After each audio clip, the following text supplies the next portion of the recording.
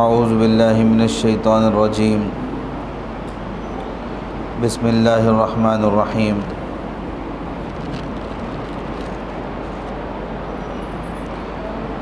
اذ قال یوسف لأبیہ یا ابت انی رأیت احد عشر کوکبا والشمس والقمر رأیتهم لی ساجدین۔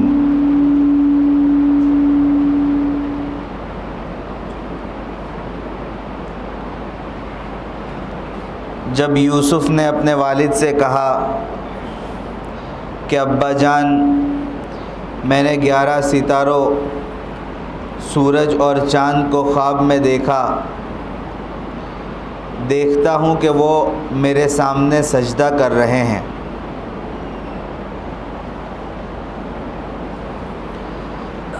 سورہ یوسف کی 4 آیت،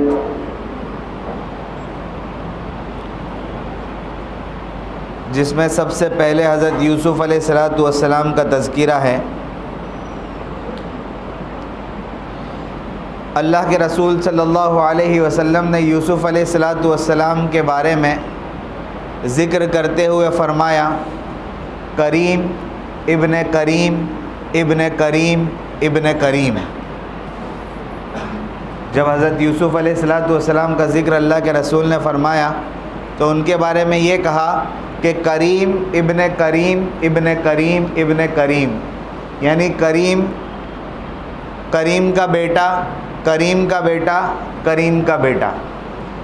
اس سے حضرت یوسف علیہ السلام کے اعلیٰ نسب کی طرف اللہ کے رسول صلی اللہ علیہ وسلم نے اشارہ فرمایا، اور اللہ کے رسول یہ کہنا چاہ رہے تھے کہ یوسف علیہ السلام جو ہے خود بھی نبی، ان کے والد حضرت یعقوب علیہ السلام بھی نبی، ان کے دادا حضرت اسحاق علیہ السلام بھی نبی، اور پردادا حضرت ابراہیم علیہ السلام بھی نبی، یعنی نبی، نبی کے بیٹے، نبی کے پوتے اور نبی کے پر پوتے۔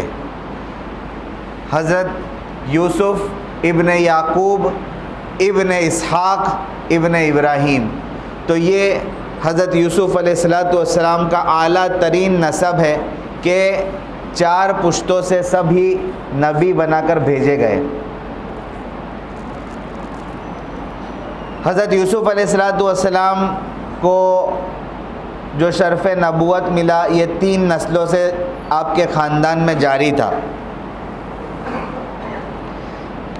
آپ کی عمر ایک قول کے مطابق 1635 قبل میلاد۔ قبل میلاد کا مطلب ہے اللہ کے رسول صلی اللہ علیہ وسلم کی پیدائش سے 1653، یہاں پر اللہ کے رسول صلی اللہ علیہ وسلم کی میلاد سے 1653، اور آپ کا انتقال 1800 میں بتایا گیا ہے، یعنی 1653 اور 1800، اس کے حساب سے آپ کی عمر مبارک کا اندازہ لگایا جا سکتا ہے۔ اور سب سے پہلے اس آیت میں جو حضرت یوسف علیہ السلام کے خواب کا تذکرہ ہے، جس میں یہ کہہ رہے ہیں حضرت یوسف علیہ السلام کہ میں نے خواب کو دیکھا، اس وقت ایک قول کے مطابق حضرت یوسف علیہ السلام کی عمر 7 سال تھی، اور ایک قول کے مطابق 12 سال تھی۔ حضرت یوسف علیہ السلام وادی جبرون میں رہنے والے تھے، یعنی جس جگہ پر حضرت یوسف علیہ السلام کا قیام تھا، آپ کا مسکن تھا، اس جگہ کا نام ہے وادی جبرون، جو فلسطین میں واقع ہے، اور اب اس جگہ کو الخلیل بھی کہا جاتا ہے، جو یروشلم سے 18 میل جنوب اور مغرب میں واقع ہے۔ یہ اسرائیل کی نہیں بلکہ اردن کی حکومت میں واقع ہوا ہے۔ یوسف علیہ السلام اور یعقوب علیہ السلام کے اجداد، یعنی آپ کے دادا وغیرہ جو بھی آپ کے خاندان والے، ان کا مدفن، یعنی جہاں پر ان کو دفن کیا گیا ہے، یہ بھی وہی جگہ ہے، دنیا کے قدیم ترین شہروں میں سے ہیں۔ اور جس جگہ پر حضرت یوسف علیہ السلام کی بستی تھی، اس جگہ میں انار، خوبانی انجیر وغیرہ زیادہ پیدا ہوتے ہیں. یہ آپ کی جغرافیکل کنڈیشن جہاں پر حضرت یوسف علیہ السلام کو اللہ تبارک و تعالیٰ نے پیدا کیا تھا. حضرت یوسف علیہ السلام کی والدہ کا نام بتلایا گیا ہے راحل. والد صاحب کا نام تو مشہور ہے، حضرت یعقوب کے بیٹے تھے، لیکن آپ کی والدہ جو ہے ان کا نام ہے راحل. اور حضرت یعقوب علیہ السلام کی حضرت راحل سے 2 اولاد تھی، ایک حضرت یعقوب اور ان کے ایک بھائی تھے بنیامین. یہ ایک ہی ماں اور ایک ہی باپ کی اولاد تھے، یعنی حضرت یعقوب کے سگے بھائی جو ہے وہ ایک ہی ہے. راحل سے جو دوسرے بچے پیدا ہوئے وہ بنیامین تھے، اور ان کے علاوہ جو دوسرے بھائیوں کا ذکر آ رہا ہے وہ سب دوسری ماں کی اولاد تھے. حضرت یوسف علیہ السلام بہت ہی زیادہ حسین و جمیل اللہ تبارک و تعالیٰ نے ان کو پیدا کیا تھا، بہت ہی زیادہ حسین و جمیل. بلکہ ایک روایت میں ہے کہ اللہ کے رسول صلی اللہ علیہ وسلم کی معراج کے موقع پر جب حضرت یوسف علیہ السلام سے ملاقات ہوئی تو اللہ کے رسول صلی اللہ علیہ وسلم نے بتلایا کہ اللہ تبارک و تعالیٰ نے پوری دنیا کے حسن کو 2 حصوں میں تقسیم کیا ہے، اور ایک حصے کو پوری دنیا میں بانٹ دیا اور ایک حصہ حضرت یوسف علیہ السلام کو عطا کیا. یہ آپ کے حسن کے بارے میں کہا جاتا ہے.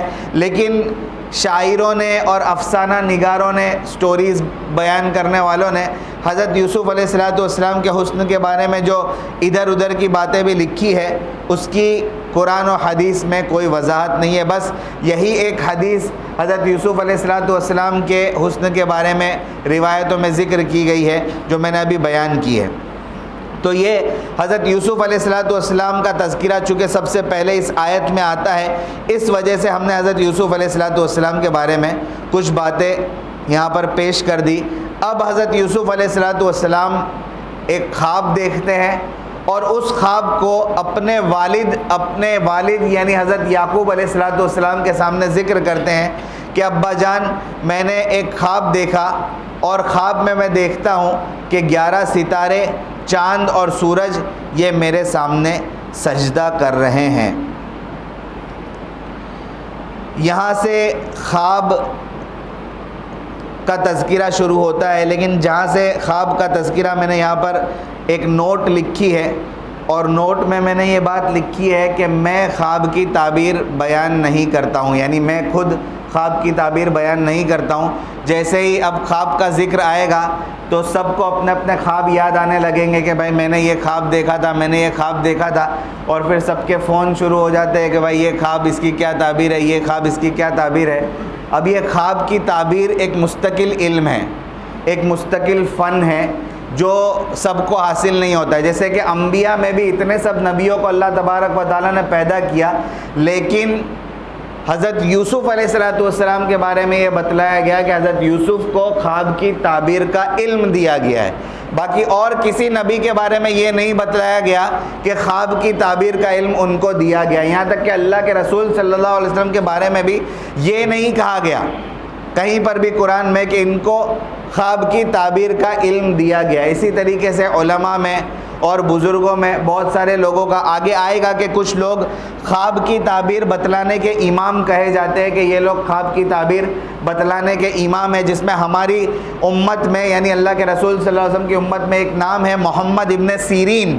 ان کو خواب کی تعبیر بتلانے کا امام کہا جاتا ہے. اور بھی بہت سارے لوگ ہیں، لیکن خیر یہاں پر میں نے اس وجہ سے کہا کہ یہ خواب کی تعبیر کا ایک مستقل علم ہوتا ہے، بہت سارے تجربات کے ساتھ، بزرگوں کے ساتھ بیٹھنے کے بعد، اور قرآن و حدیث کا بہت گہرا مطالعہ ہوتا ہے، اللہ تبارک و تعالیٰ کے ساتھ بہت زیادہ ربط ہوتا ہے، تو کسی کو یہ اللہ کی طرف سے عطا کیا جاتا ہے. اور کچھ لوگ جو ہے یہ اس بات کو سمجھتے ہیں کہ بھائی میں اگر کسی کی خواب کی تعبیر کا علم بتلاتا ہوں تو میں کہیں نہ کہیں اس کے اندر انوالو ہو جاتا ہوں. سمجھ میں آ رہی ہے بات؟ کچھ چیزیں ایسی ہوتی ہے کہ جس کو جیسے کہ استخارہ کا ایک مسئلہ ہے، ٹھیک ہے، بہت سارے لوگ ہیں وہ آتے ہیں اور بولتے ہیں کہ مولانا میرا یہ مسئلہ ہے، ذرا مفتی صاحب ایک مسئلہ ہے، استخارہ کر دو نا. بھائی استخارہ کا مسئلہ یہ ہوتا ہے کہ استخارہ کیا ہوتا ہے؟ استخارہ یعنی اللہ کے ساتھ آپ کسی کام کا مشورہ کر رہے ہیں. کہ بھائی مجھے یہ اس لڑکی سے نکاح کرنا ہے، یا لڑکی کہے کہ مجھے اس لڑکے سے نکاح کرنا ہے، یا مجھے کوئی نئی تجارت کرنی ہے، یا مجھے کوئی نیا گھر خریدنا ہے، مجھے کوئی نئی دکان خریدنی ہے، ایکس وائی زیڈ کوئی بھی بھلائی کا کام جو ہے اس میں استخارہ کیا جاتا ہے. اب یہ استخارہ اللہ کے ساتھ ایک مشورہ ہوتا ہے. اب اللہ کے ساتھ مشورہ ہے، آپ کا کام ہے، آپ تیسرے آدمی کو کہہ رہے ہیں کہ بھائی آپ استخارہ کر دو. اب ہوتا اس میں یہ ہے کہ جو نوعیت ہے، جو کام کا اصل لب لباب ہے، وہ آپ کے ذہن میں ہے کہ بھائی یہ دکان ہے، یہ مجھے خریدنی ہے، اس کے کیا پلس پوائنٹس ہے، اس کے کیا مائنس پوائنٹس ہے، اس کے کیا بینیفٹس ہے، اس کے کیا ایڈوانٹیجز ہے، اس کے کیا ڈس ایڈوانٹیجز ہے، یہ سب آپ کے ذہن میں ہے. اب وہ سب آپ مفتی صاحب کے ذہن میں نہیں ڈال سکتے ہو. سمجھ میں آئی بات؟ وہ سب چیزیں آپ کے ذہن میں رکھ کر آپ جب مشورہ کرتے ہیں اللہ کے ساتھ اور استخارہ کرتے ہیں تو آپ کے سامنے اس کا کلیئر پکچر آتا ہے کہ بھائی وہ مجھے کرنا چاہیے یا نہیں کرنا چاہیے. اب مفتی صاحب کے خود اپنے 10 مسائل ہیں اور پھر وہ آپ کا استخارہ کرنے بیٹھیں گے تو ان کو دوسرے چیزیں سب آئے گی دماغ میں. سمجھ میں آ رہے؟ میں آپ کو جو سمجھانا چاہ رہا ہوں، استخارے کے معاملے میں یہ ہوتا ہے کہ آدمی کو خود اپنے مسئلے کا استخارہ کرنا چاہیے اور کسی سے نہیں کہنا چاہیے کہ بھائی آپ میرا کر دو. سمجھ میں آ رہی ہے بات؟ اسی طریقے سے یہ خواب کا بھی مسئلہ ہے. خواب کے بارے میں یہ ہے کہ خواب جب تک آپ نے دیکھا اور کسی کو بیان نہیں کیا تو اس کے واقع ہونے اور نہیں ہونے میں تردد ہوتا ہے. لیکن اگر آپ نے خواب کسی کے سامنے بیان کر دیا تو اب اس کا واقع ہونا 80-90% ثابت ہو جاتا ہے کہ وہ ہوگا. اگر نہیں کیا تو وہ ٹھیک ہے، معلق ہے، وہ کہیں لٹکا ہوا ہے، ہوگا نہیں ہوگا، کبھی ہوگا اللہ تبارک و تعالیٰ کو کر. لیکن اگر آپ نے بیان کر دیا کسی کے سامنے تو اب اس کے بارے میں یہ کہا جاتا ہے کہ اب اس کا ہونا بہت زیادہ متوقع ہو جاتا ہے.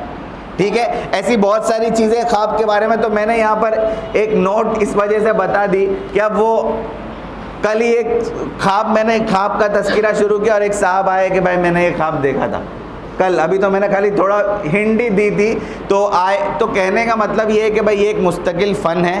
میں خواب کی تعبیر نہیں بتاتا ہوں. خواب کی تعبیر کی مستقل کتابیں بھی ہے کہ بھائی کسی نے یہ دیکھا، کسی نے خواب میں دودھ دیکھا تو اس کا کیا مطلب ہے، کسی نے خواب میں شیر دیکھا تو اس کا کیا مطلب ہے، کسی نے خواب میں سانپ کو دیکھا تو مطلب اس کا دشمن ہے، اور سانپ کو دیکھا اور سانپ نے کچھ کیا نہیں، وہ ایسے ہی نکل گیا تو مطلب یہ ہے کہ دشمن ہے لیکن وہ تم کو کوئی نقصان نہیں پہنچائے گا. ایسی بہت ساری چیزیں خواب کی تعبیر کے بارے میں کتابوں میں لکھی ہوئی ہے جس کو دیکھ کر بھی بہت سارے لوگ بتلاتے ہیں کہ بھائی یہ دیکھا ہے تو اس میں کتاب میں اس کے بارے میں یہ بتلایا. لیکن یہ مستقل کام ہے، اس کے اندر اگر لگ جاؤ تو دوسرے کام چھوڑ کے پھر اسی میں لگ جانا پڑتا ہے. تو خیر میں یہاں پر صرف آپ کو خواب کے بارے میں جو قرآن و حدیث میں چیزیں بتلائی گئی ہے اس کو آپ کے سامنے بتلا رہا ہوں.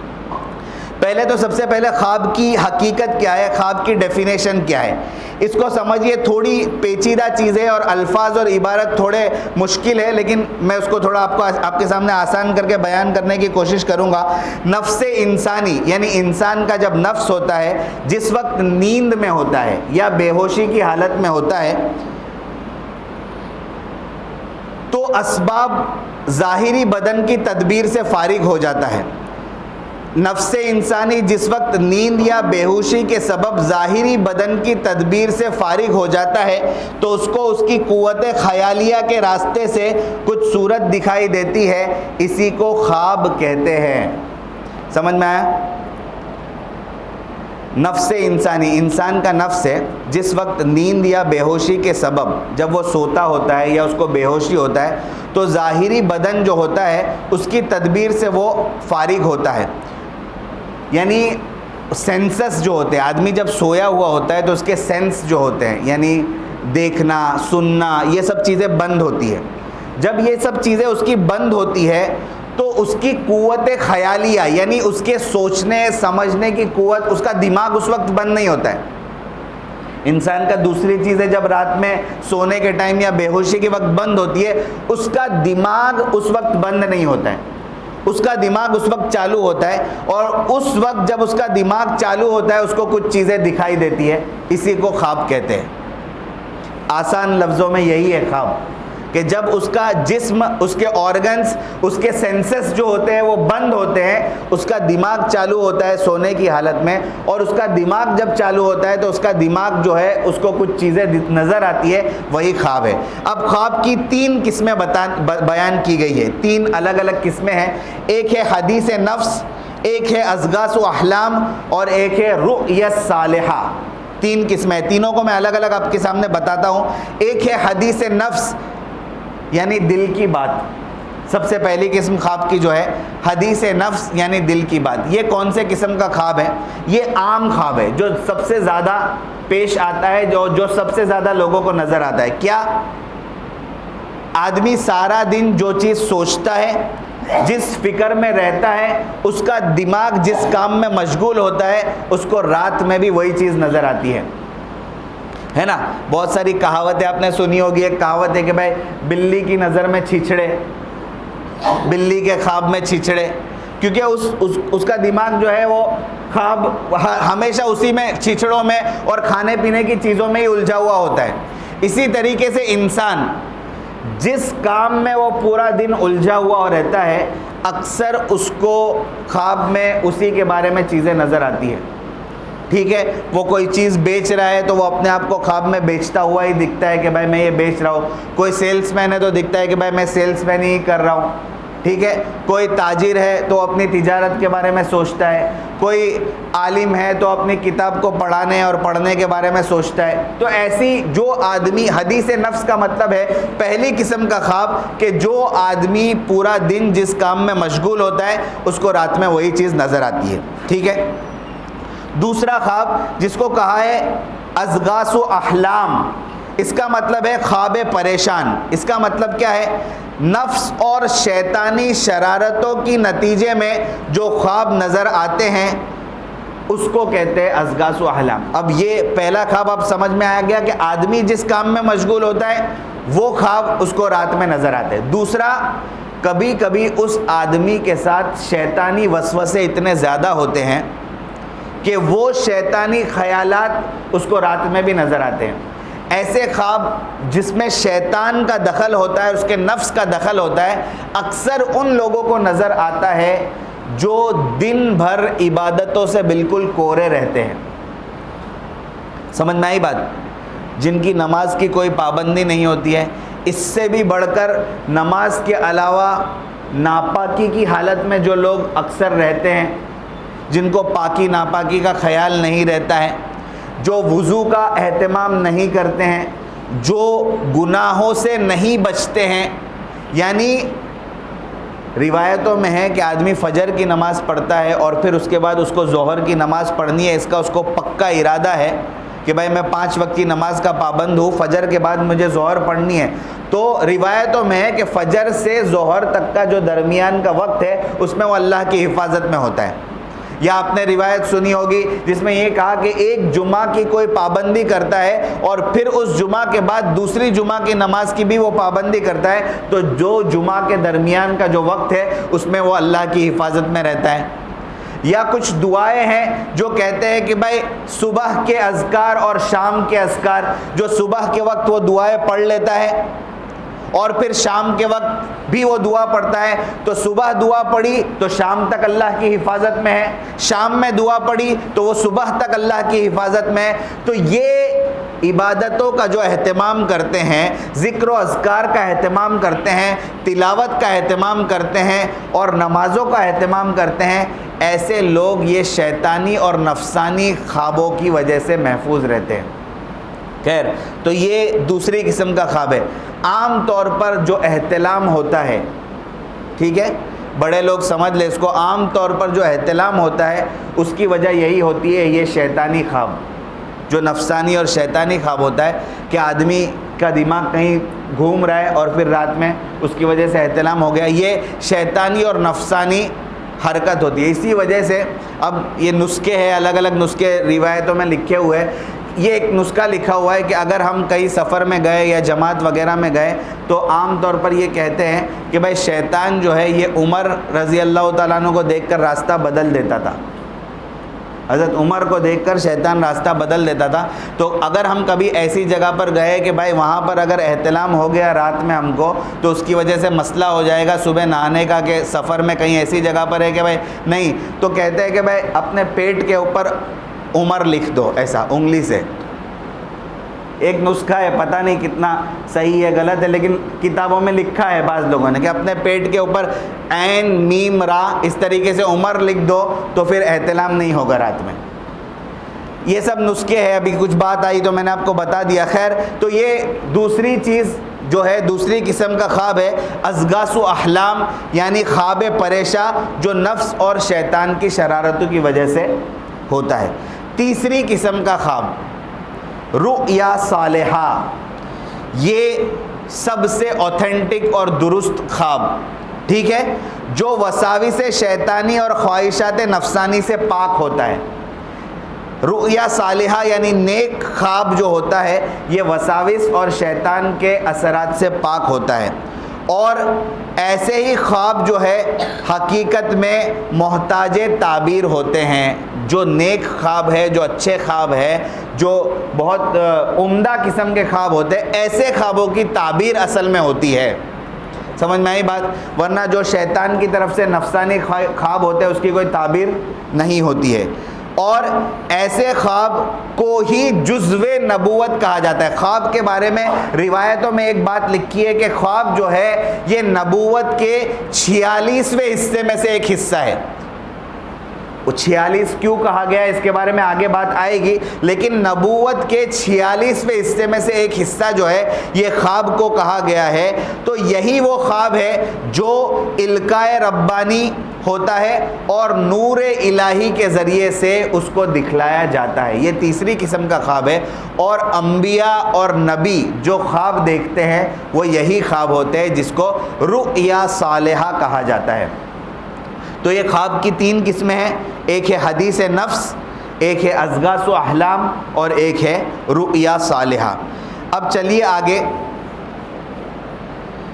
متکلمین, مفسرین اور عارفین کا یہ کہنا ہے کہ رؤیا صالحہ ایک قسم کا روحانی مشاہدہ ہوتا ہے, یعنی روح کے ذریعے سے جو چیز نظر آتی ہے. جب انسان سو جاتا ہے اور اس کے حواس ظاہرہ معطل ہو جاتے ہیں, یعنی جو میں نے ابھی آپ کو کہا کہ اس کے جسمانی جو حصے ہیں وہ سو جاتے ہیں, جو وہ اس کے سینسز جب سوتا ہے تو کام نہیں کرتے ہیں, تو اس وقت اس کی روح جو ہے یہ کبھی اللہ کا کلام سنتی ہے, کبھی فرشتوں کا کلام سنتی ہے, اور اس عالم کی چیزوں کو دیکھتی ہے. اور یہ روحانی مشاہدہ کبھی اصل حقیقت کا ہوتا ہے, کبھی صورت مثالیہ کے ذریعے سے ہوتا ہے, جس کے ذریعے آئندہ پیش آنے والے واقعات کی طرف بھی اشارہ ہوتا ہے. جیسے کہ حضرت یوسف کا یہ خواب, یعنی کبھی خواب جو ہوتا ہے, یہاں دیکھیے اصل 11 ستارے اور چاند اور سورج, اس سے کیا مراد تھا؟ اس سے مراد تھا کہ ان کے بھائی جو ہے یہ ان کے سامنے سجدہ کر رہے, 11 بھائی, اور چاند سورج سے حضرت یعقوب اور ان کی والدہ یعنی امی اور ابا بھی ان کے سامنے سجدہ کر رہے. یہ اصل حقیقت تھی, لیکن ان کو صورت مثالی یعنی اصل چیز نہیں دکھائی, اس کی مثال یا ایگزامپل کے طور پر جو چیز ہوتی ہے اس کو دکھایا گیا. یعنی 11 ستاروں کو دکھایا گیا اور چاند اور سورج کو دکھایا گیا. کہنے کا مطلب یہ ہے کہ کبھی کبھی بالکل اصل حقیقت دکھتی ہے. جیسے کہ خواب کے بارے میں ہے کہ اگر کسی نے اللہ کے رسول کو خواب میں دیکھا تو انہوں نے اللہ کے رسول کو ہی دیکھا. شیطان خواب میں کسی کی بھی صورت اختیار کر سکتا ہے, لیکن اللہ کے رسول کی صورت اختیار نہیں کر سکتا ہے. تو وہاں پر کوئی مثال نہیں آئے گی. یہاں پر جو خواب کا تذکرہ ہے وہ یہی ہے کہ کبھی کبھی خواب صورت مثالیہ یعنی کوئی ایگزامپل کے ذریعے سے, جیسے یہاں سورج اور چاند اور ستاروں کو خواب میں دیکھا حضرت یوسف نے, اور کبھی ڈائریکٹ جو چیز ہوتی ہے وہ نظر آتی ہے. ٹھیک ہے, اور آئندہ آنے والے واقعات کے بارے میں آدمی خواب دیکھتا ہے. اور خواب کے بارے میں ضروری نہیں ہے کہ جو خواب دیکھا وہ فوراً واقع ہو جائے, خواب کے بارے میں یہ ضروری نہیں ہے. اور خواب کون سے وقت پہ دیکھنے والا خواب زیادہ سچا ہوتا ہے؟ جب آدمی گہری نیند میں سوتا ہے، یعنی صبح کے وقت میں رات میں سویا ہے اور صبح سے پہلے جو خواب دیکھتا ہے وہ، یعنی تیسرے پہر، رات کے تیسرے پہر میں جو خواب دیکھتا ہے وہ زیادہ تر سچا ہوتا ہے۔ اور خواب کی تعبیر میں یہ بتلایا گیا ہے کہ خواب جو دیکھا ہے وہ ضروری نہیں ہے کہ کل واقع ہو جائے، 2 دن بعد واقع ہو جائے، کبھی کبھی وہ خواب کی تعبیر کئی سالوں کے بعد واقع ہوتی ہے، جیسے حضرت یوسف کے اس واقعے میں کہ یہ خواب حضرت یوسف اپنے بچپن میں دیکھ رہے ہیں اور اس کی تعبیر جو ہے یہ تقریباً 40 سال کے بعد واقع ہوتی ہے کہ حضرت یوسف جب بادشاہ بن جاتے ہیں اور ان کے بھائی آتے ہیں اور ان بھائیوں کو پتہ چلتا ہے کہ یہ یوسف ہمارے بھائی ہے، تو حضرت یوسف کے بھائی جو ہے، ان کے والد اور ان کی والدہ، یہ سب حضرت یوسف کے سامنے سجدہ کرتے۔ اس شریعت میں انسانوں کے سامنے سجدے کرنے کی اجازت تھی، ہماری شریعت میں اس کی اجازت نہیں ہے۔ تو یہ جو خواب انہوں نے دیکھا کہ اتنے سال پہلے انہوں نے خواب دیکھا تھا، اس کی تعبیر کئی سالوں کے بعد واقع ہوئی، تو یہ خواب ہے جس کے بارے میں ہم لوگوں نے سنا۔ اور ایک بات خواب کے بارے میں بہت اہم ہے کہ نبی کا خواب ہمیشہ سچا ہوتا ہے، کیونکہ حضرات انبیاء کے جو نفوس ہوتے ہیں وہ شیطانی وساوس سے پاک ہوتے ہیں۔ نبیوں کے نفوس جو ہوتے ہیں ان کے اوپر شیطان کا کبھی کوئی اثر نہیں ہو سکتا ہے، اسی لیے نبی کا جو خواب ہے یہ 100% سچا ہوتا ہے۔ ان کے علاوہ اگر کوئی خواب دیکھتا ہے تو ممکن ہے سچا ہو، ممکن ہے کہ سچا نہ ہو، ممکن ہے واقع ہو، ممکن ہے کہ واقع نہ ہو، لیکن نبی جو خواب دیکھے گا وہ بالکل بعین ہی جیسا اس نے دیکھا ہے اسی طریقے سے واقع ہوگا۔ جیسے کہ ایک خواب کے بارے میں قرآن کریم میں ذکر کیا ہے، حضرت ابراہیم علیہ السلام کا خواب ہے، جس میں حضرت ابراہیم یہ بتاتے ہیں، یا بنی انی ارا فی المنام انی اذبحک فانظر ماذا تری، کہ میں نے خواب میں دیکھا ہے کہ میں تجھے ذبح کر رہا ہوں، اور پھر وہ خواب سچا ہوتا ہے۔ حضرت ابراہیم حضرت اسماعیل کو خواب بتاتے ہیں کہ میں نے رات میں خواب میں دیکھا ہے کہ میں تجھے ذبح کر رہا ہوں، تو وہ بقرعید کا جو پورا مسئلہ ہے اور پورا واقعہ ہے کہ حضرت ابراہیم کو خواب میں دکھایا گیا کہ وہ حضرت اسماعیل کو ذبح کر رہے، تو یہ بھی ایک قسم کا خواب ہے جو نبی کا خواب ہے، اور نبی کا خواب پورا کرنا ہوتا ہے وہ، اور حضرت ابراہیم حضرت اسماعیل کو لے کر ذبح کرنے کے لیے جاتے ہیں، اور پھر اللہ تبارک و تعالی، ہم نے وہ واقعہ سنا کہ حضرت جبرائیل مینڈے کو لے کر آتے ہیں۔ تو خیر یہ نبی کا خواب جو ہے یہ ہمیشہ سچا ہوتا ہے، یہ رؤیا صالحہ ہے۔ اور بھی کچھ باتیں ہیں رؤیا صالحہ کے بارے میں، اور خواب کی تعبیر کیسے ہوتی ہے، کس طریقے سے ہوتی ہے، اور خواب کے متعلق کتنی روایتیں بیان کی گئی ہے، خواب کو نبوت کا جز کیوں کہا جاتا ہے، اور خواب مختلف خوابوں کی کیا تعبیر ہوتی ہے، کس چیز کو خواب میں دیکھتے ہیں تو اس کا کیا مطلب ہوتا ہے، اسی کچھ باتیں ہیں جو انشاءاللہ ہم آئندہ بیان کریں گے۔ آمین۔ وآخر دعوانا الحمدللہ رب العالمین۔